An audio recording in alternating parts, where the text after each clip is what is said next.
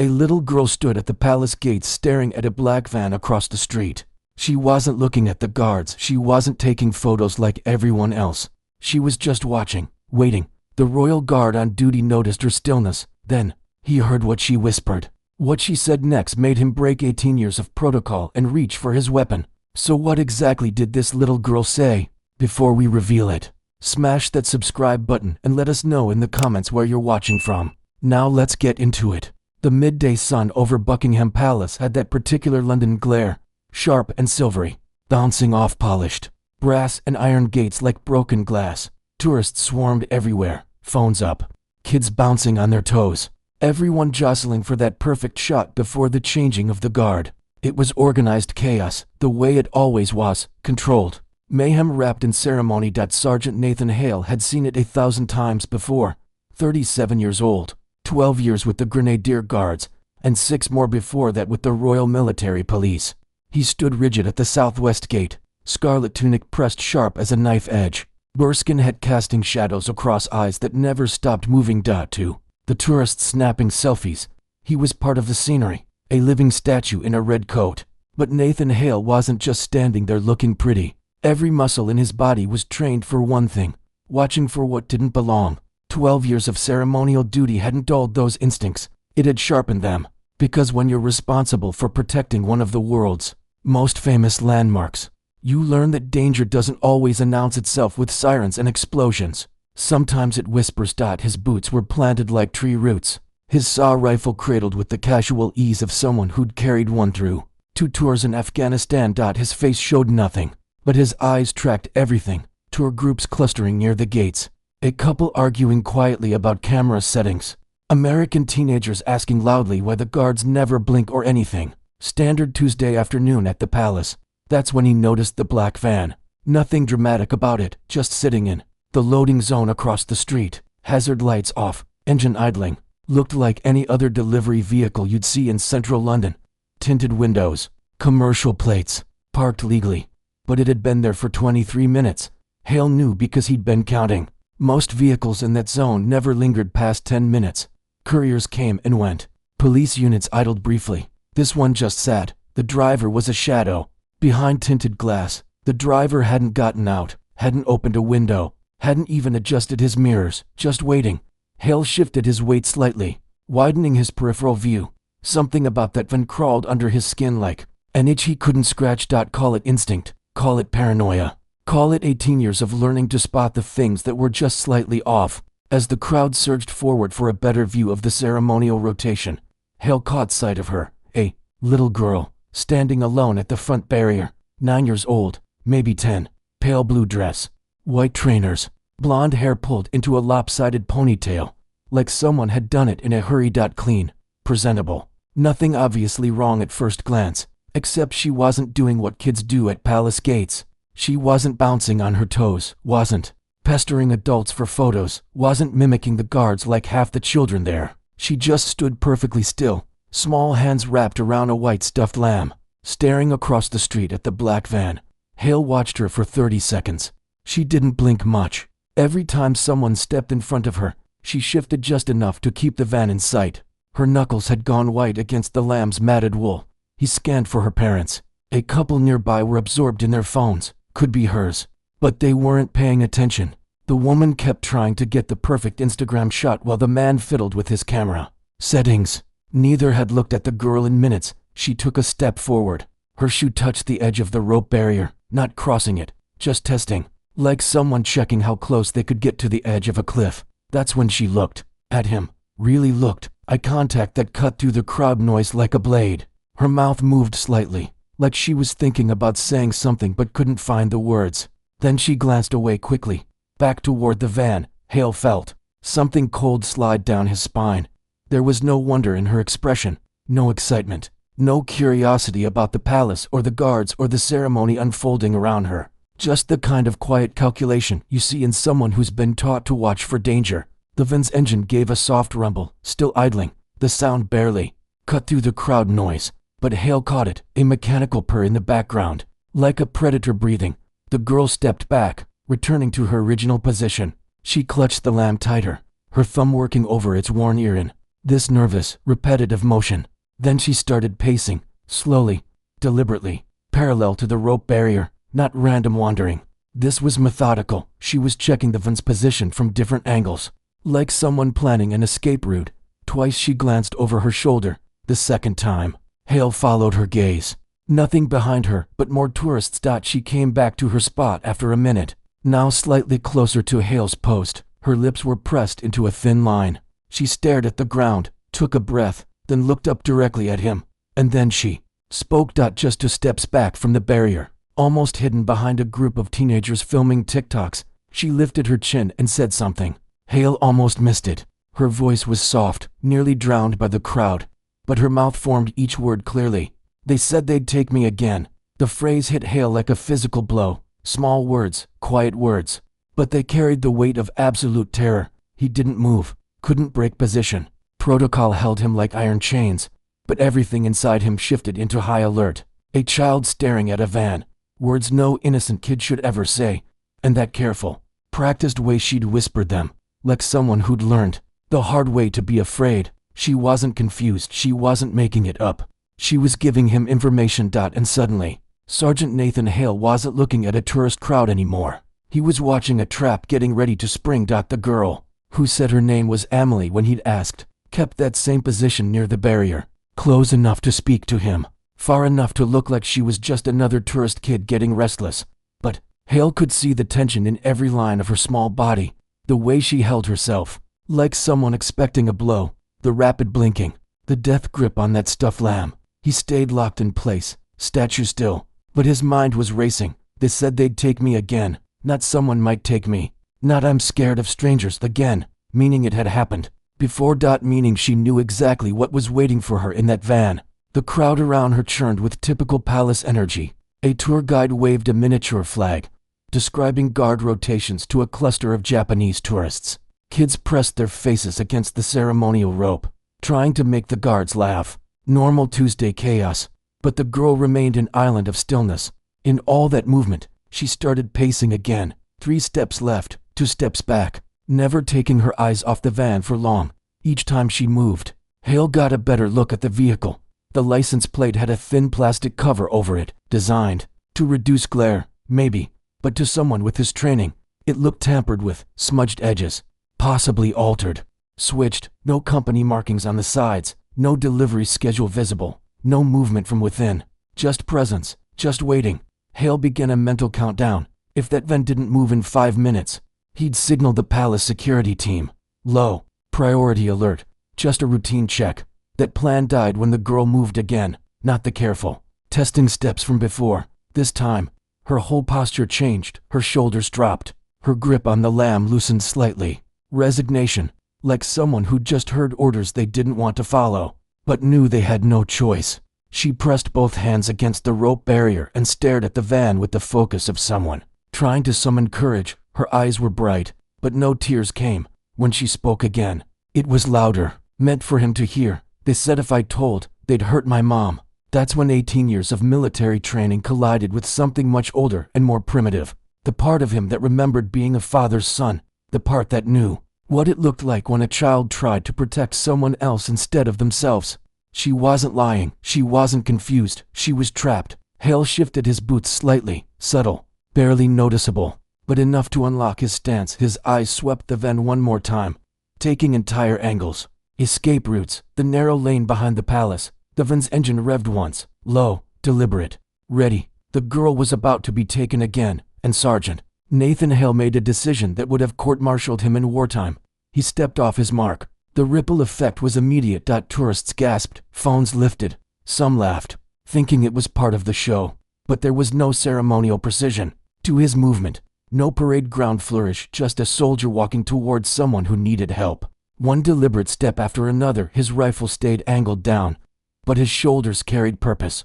Not the rigid formality of ceremony, but the loose, predatory tension of someone moving into a situation he understood perfectly. The girl turned. As he approached, eyes flicking toward him in quick, nervous jerks. She took a half step back. "Miss," he said quietly, voice warm enough not to spook her. "Where are your parents?" Her answer came cracked and brittle. "Inside the palace, I think. They wandered out here." "No." They told me to wait by the gates, said they'd come back for me. Who told you that? She didn't answer. Instead, she looked past his shoulder toward the van. That was all Hale needed to know.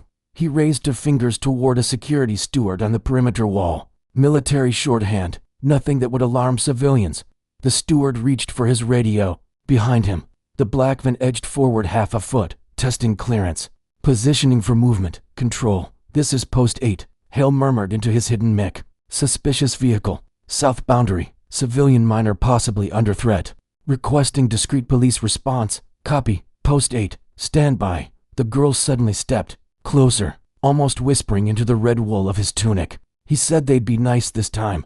Said I wouldn't have to sleep in the van again. Hale's jaw flexed once. She was remembering, not imagining, remembering details, conditions, specific threats. The black van's driver door opened. A man leaned out, sunglasses, faded polo shirt, thinning hair. He waved casually and smiled with the practiced ease of someone who'd done this before. Hey there, sweetheart. Found you. Sorry about that, officer. She's a wanderer. Hale didn't respond. The man continued. Voice honey smooth. She's with me. Family friend.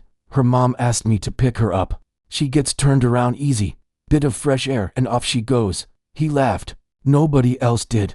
The girl pressed closer to Hale's side. I don't want to go, she whispered. The man heard that. His tone sharpened slightly. Don't be rude now. I told you we'd get ice cream after. Hale stepped between them. One smooth movement that put his body like a wall between the van and the girl. Remain in your vehicle, he said clearly.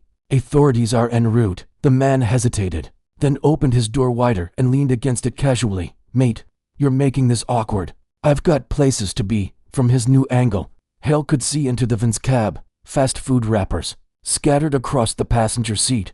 A road atlas with torn pages. And behind the center console, just visible in the shadows, a roll of duct tape, wet wipes, a black nylon strap, partially uncoiled. No car seat, no family photos, no juice boxes or snacks you'd expect if this was really about picking up a kid. Just tools. The man's voice dropped, losing its fake friendliness. Look, I don't know what game you think you're playing, but I'm not the bad guy here. You're making this little girl more scared than she needs to be. Hale's hand moved toward his rifle sling, engine off, hands on the dashboard. Do not approach this child. The van clicked into gear. The man stayed where he was, half in, half out of the vehicle. The girl didn't speak. Sergeant Nathan Hale found himself balanced on the knife's edge, between ceremony and war. One more move from that van, and 18 years of protocol were going straight out the window. The afternoon air carried the acrid smell of exhaust from the van's engine, a mechanical breath that seemed to hang between them. Like a threat, Hale took another step forward.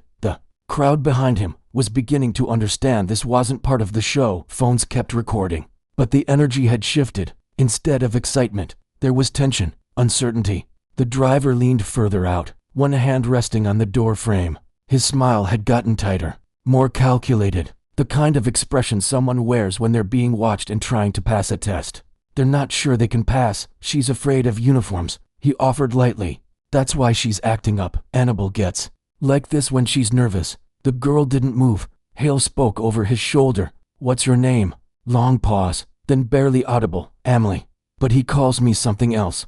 Hale shifted his body fully between the child and the vehicle. His rifle adjusted in its sling, not raised, not threatening, but ready. Vehicle engaged, he said into his mic.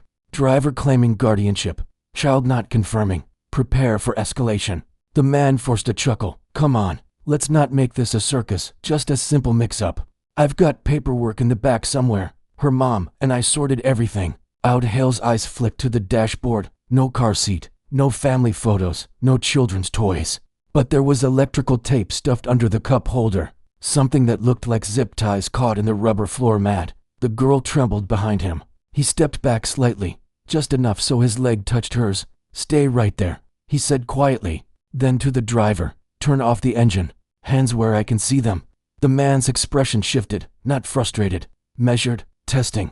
You don't understand what you're interfering with. This isn't your call. I'm making it mine. She's not your responsibility. She is now. The man's fake smile disappeared completely. You think that rifle means something out here? You're just part of the tourist show. Stand there and look impressive. That's your job. My job, Hale replied evenly, is protecting people who can't protect themselves.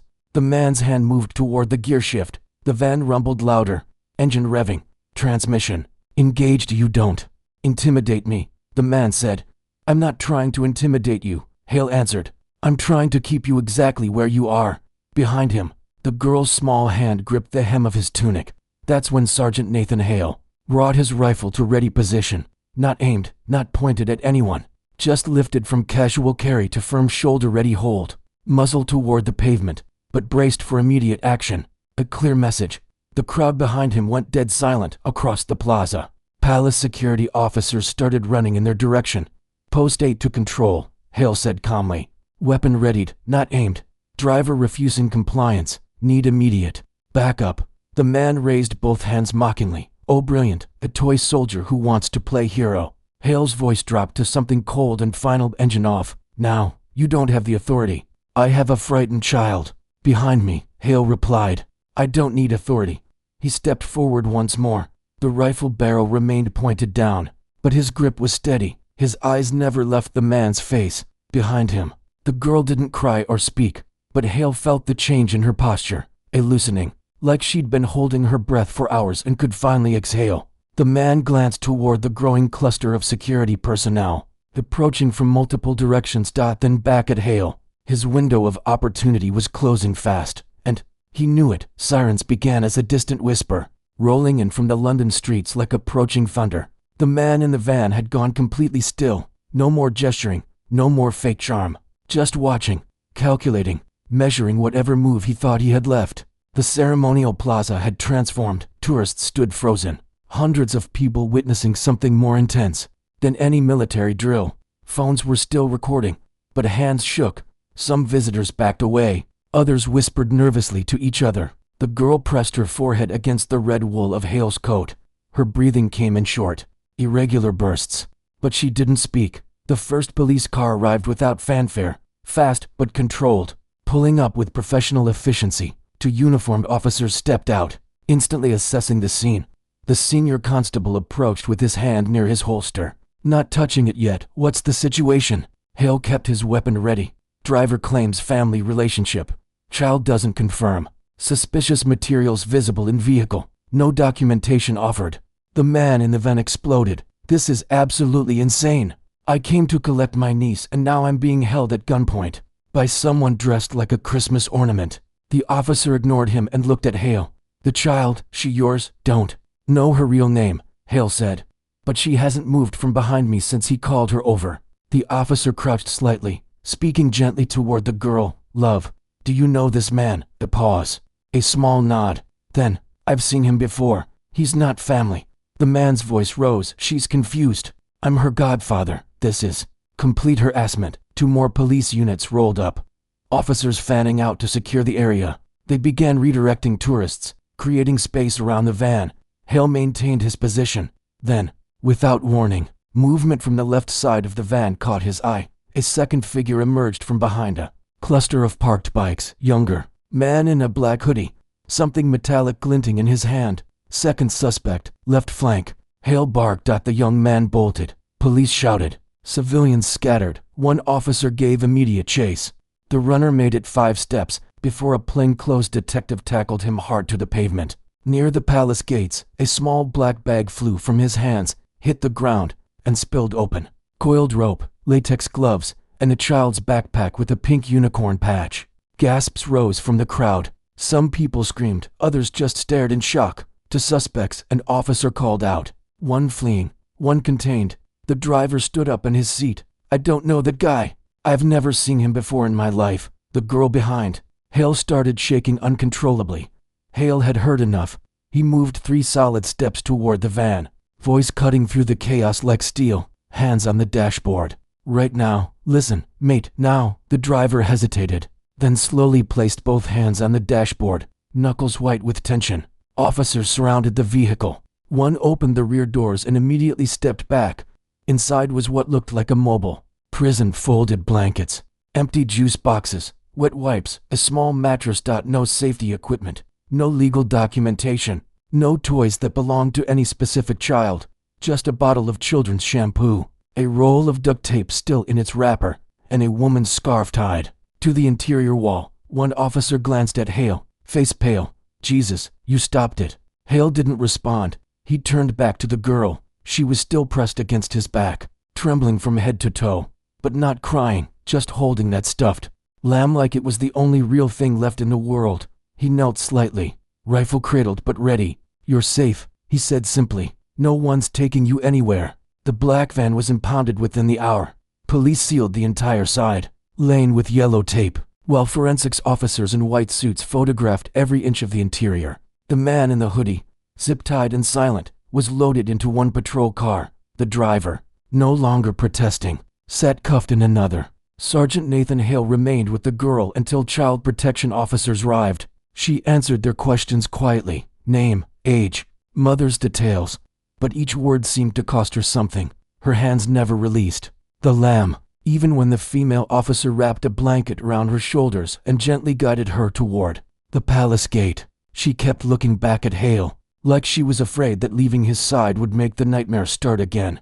Inside the gate, Hale gave his statement twice, first to the response supervisor, then to detectives from Westminster CID. He didn't embellish or speculate, just facts. The van had remained stationary too long.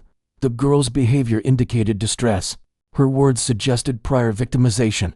The second suspect confirmed organized criminal activity. When detectives told him the driver was Glenn Taylor, on parole for prior offenses involving children, Hale showed no reaction outwardly. Inside, his jaw locked like a steel trap. The girl was Amelie Grace Whitmore, age 9, reported missing 48 hours earlier from a bus stop in Brixton. Her mother had turned away for 10 seconds to take a phone call. When she looked back, Amelie was gone.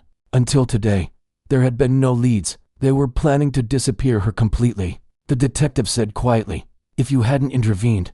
Hale didn't need him to finish that sentence. His shift wasn't over. After signing the final paperwork and answering the last questions, he walked back across the stone for court and resumed his post. Same spot, same stance. The afternoon light had softened. Shadows stretched longer across the gates. Tourists had returned to their normal rhythms, posing, laughing, taking selfies. Beside him, if any had witnessed the earlier confrontation, they didn't mention it. To casual observers, nothing had changed. Sergeant Nathan Hale stood exactly as before, motionless, professional, precise. But something inside had shifted. His trigger finger held the memory of readiness. His eyes continued their endless sweep. But now, every movement carried different weight. Not suspicion, not paranoia. Just the quiet knowledge that sometimes the most important battles aren't fought on distant battlefields. Sometimes they happen on busy London streets, in broad daylight, when one person chooses to act while everyone else just watches. It was nearly 5 p.m. when the palace crowd thinned to its usual late afternoon lull. Families headed toward the parks. Tour groups loaded onto waiting buses. The noise settled to a gentle hum. Hale remained at his post, still as carved stone. Occasional camera flashes popped from behind the rope line. Tourists posed and pointed, completely unaware that hours earlier, he had stood in this exact spot and prevented something unspeakable. Then, without announcement, a woman stepped into view. She wasn't part of any tour group. No phone in hand, no souvenir bag over her shoulder, just holding tightly to the wrist of a small girl beside her. The girl wore a gray hoodie now, her pale blue dress visible underneath. Her hair had been properly brushed and pulled into a neat ponytail. She still carried the white lamb, its wool dirty, and one ear hanging by threads. She looked up at him, didn't speak, didn't wave, didn't run, just stood there. Her mother looked uncertain, glancing between Hale and a nearby security officer who had clearly escorted them to this spot. She whispered something, probably asking permission, and the officer nodded. The woman knelt beside her daughter, murmuring softly. The girl took one step forward, not close enough to touch, not close enough to break protocol, just close enough to be clearly seen. She looked up at him again, this man in red and black, who had somehow known what no one else had noticed. Her eyes were clearer now, not wide with terror, but still carrying more than any child should have to bear. She didn't wave, and she didn't smile. She simply lifted her chin and gave him one small, deliberate nod, like she was answering a question only he had asked, like she was saying, I know what you did. I remember. I understand. Hale couldn't move, couldn't respond, but his eyes, shadowed beneath the bearskin hat, softened just enough for her to see. Her mother stood and placed a gentle hand on her back. For a moment, They stayed like that, two worlds connected by silence and understanding. Then the security officer stepped forward, guiding them back toward the main gates. They turned away, the girl glancing over her shoulder once more before climbing into the back of an unmarked police car. Her mother followed. The door closed softly. In seconds, they were gone. The tourists around Hale resumed their normal flow, none the wiser. But beneath the stillness of his ceremonial stance, Sergeant Nathan Hale exhaled slowly. No medals would be awarded, no headlines written, no crowd would applaud. Just the knowledge that a 9-year-old girl named Emily had gone home to her family, instead of vanishing forever into something too horrible to imagine. Because he'd listened when she whispered, because he'd acted when everyone else just watched, because sometimes the difference between a child sleeping safely in her own bed and disappearing forever comes down to one soldier who remembered that protecting the innocent is always more important than following rules. Would you have noticed what he noticed? Should royal guards have the authority to break protocol when they sense immediate danger? Have you ever seen something suspicious and done nothing? If this story showed you what these ceremonial soldiers really do beyond standing for photos, smash that like button and show your respect. Hit subscribe and ring the notification bell so you never miss our daily Royal Guard stories. We upload new ones every single day. And if someone you know still thinks these guards are just for show, send them this video. They might never look at a ceremonial soldier the same way again. More incredible Royal Guard stories are appearing on your screen right now. We'll see you tomorrow, same time, same place.